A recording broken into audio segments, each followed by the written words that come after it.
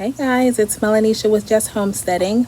I have been trying to get this video filmed for the last probably week or so, and I'm finally just getting it done. So, as you can see behind me, I ended up having to build a curing rack for my onions, and then I will hopefully also use this for potatoes and sweet potatoes. So, this rack kicked my butt.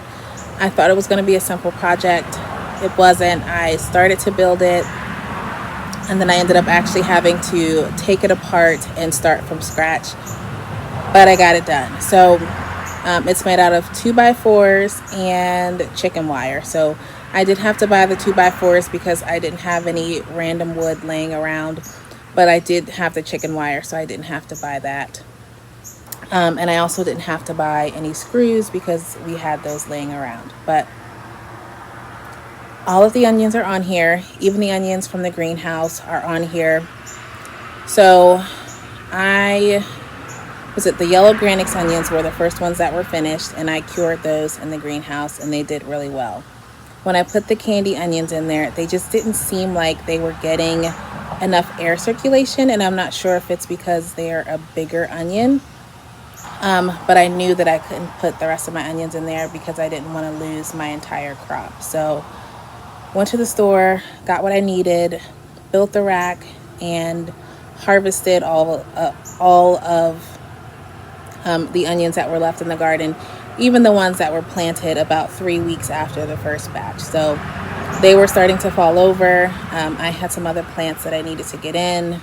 We were also going to get some rain, so I just pulled all of them. So we ended up with somewhere around 525 onions, and that doesn't include the onions that we've been eating as they were growing, or the onions that we have given away. So I really think that's more than enough to get us through until the next onion harvest. So this is definitely a win. It's exciting. It took me probably 4 to 5 years to get to this point. Like, I have been growing onions for years, and I have never, ever been able to get them so big. So if you are trying to grow something and it's not working out, don't give up, because you will get there. It took me 4 years, but I got there, and it feels really, really good to know that I grew enough that I am almost 100% certain will last us until the next harvest. So a lot of these will cure, and then I will keep them in the root cellar. I did some reorganizing down there, so stay tuned for that. I'm someone who organizes and then reorganizes and then reorganizes. I can't help it. And then I will also dehydrate some of these and turn them into onion powder and minced onions. So really exciting. But let me turn this camera around so you guys can see like what I grew. I did not grow up growing food. I did not grow up homesteading. I did not grow up canning. I am self-taught. I watch videos on YouTube. I do a lot of research. I make a lot of mistakes, but this is a win. So let me turn this camera around. All right, so here is the harvest. Here are the onions. These are the purple ones. My children always call them purple. I tell them that they are considered red onions, and they always tell me that they're purple, so they're going to call them purple onions. But these are the red Zeppelins. And let me see if I can find the biggest one. So I will say the only thing that I think I will change about this rack next year is that I'm going to make it shorter. So it's 6 feet high, which means that I need a ladder to get to the top, and I don't want to have to do that. So I think if I bring the top shelf down 1 foot, I will be fine and I won't need a ladder. But I think this is probably the biggest red onion. But there's lots. I mean, here are some small ones here, but most of the onions are large and a good size. And I'm just walking back around. These over here, I believe these might be the Alyssa Craig onions. Look how big those are. And then, so there are 3 racks on this shelf. Down here, we have the Patterson and the Cipollini onions. So these are the onions that will, and sorry, because they're, as you can see, they're drying out real good. But the Patterson onions are the ones that will store the longest.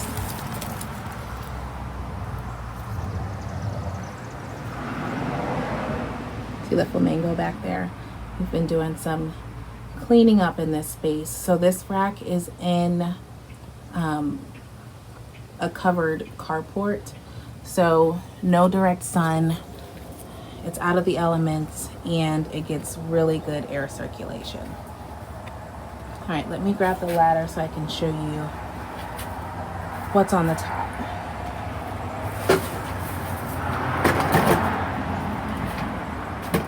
Look at that, I didn't even notice that. Onion trying to sprout on me.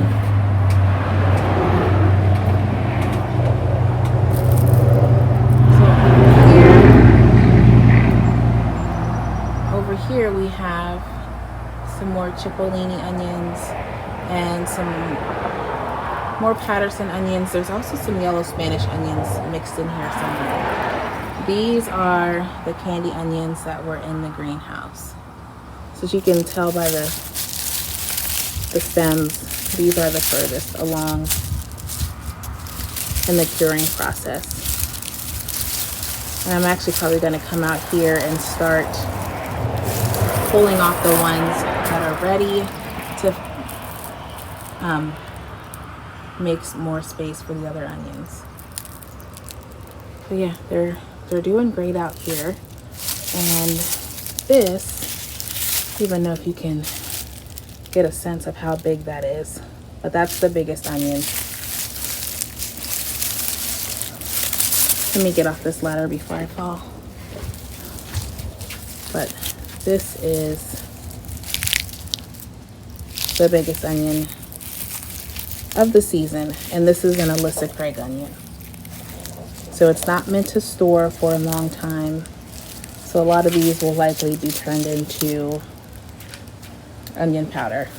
But look how beautiful that is. I grew that.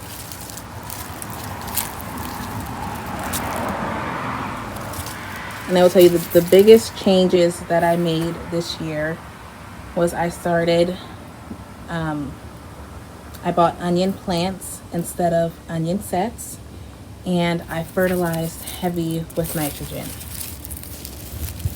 Those 2 changes gave me this harvest.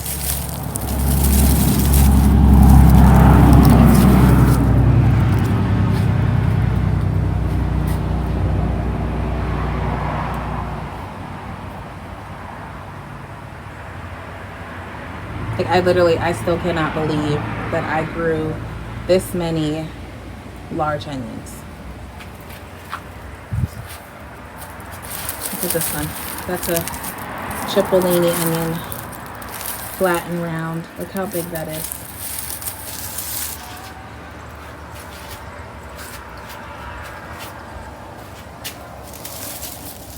There's another nice sized Cipollini onion that's just about ready to go inside.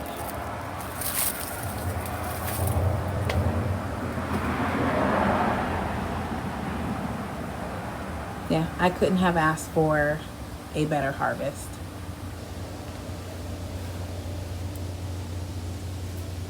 So you won't always get garden wins, but when you do get one, celebrate it. All right, but I got to get back inside. I have dinner to cook. I just wanted to quickly show you